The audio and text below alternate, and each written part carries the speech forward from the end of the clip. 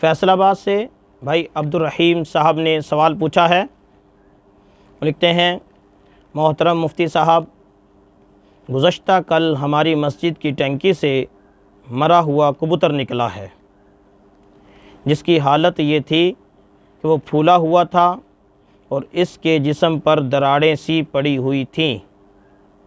अब आपसे दरियाफ़्त तलब बात यह है कि हमारी नमाज़ों का क्या हुक्म है, आया हमारी नमाज़ें हुई या नहीं, नीज़ टंकी में मौजूद पानी का क्या हुक्म है, यानी वो पाक है या नापाक। बराए मेहरबानी जवाब जल्द इनायत फरमाइएगा, नवाजिश होगी। अब्दुल रहीम।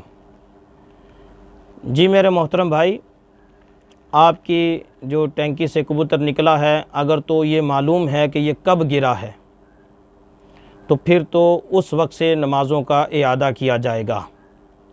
अगर उसके गिरने की मुद्दत मालूम नहीं है, वक्त मालूम नहीं है, तो इस सूरत में जिन लोगों ने इस टंकी से वज़ू किया है वो 3 दिन और 3 रातों की नमाज़ों का इआदा करेंगे।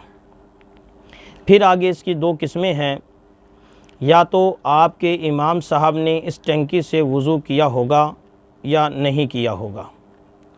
अगर आपके इमाम साहब ने इस टंकी के पानी से वज़ू नहीं किया तो इस सूरत में महज़ वो लोग नमाज का इआदा करेंगे जिन्होंने इस टंकी से वज़ू करके नमाज़ पढ़ी है।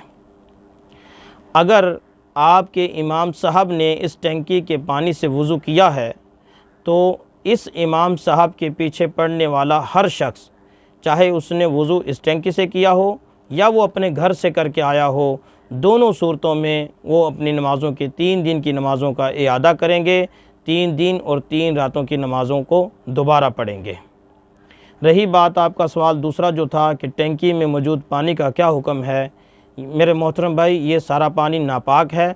इस पानी को गिराया जाएगा, ये सारा पानी गिरा दिया जाए, टूटियाँ खोल दी जाएँ, मस्जिद की जो वज़ू खाने की जो टूटियाँ हैं वो सारी खोल दी जाएँ, पानी को सारे को गिरा दिया जाए।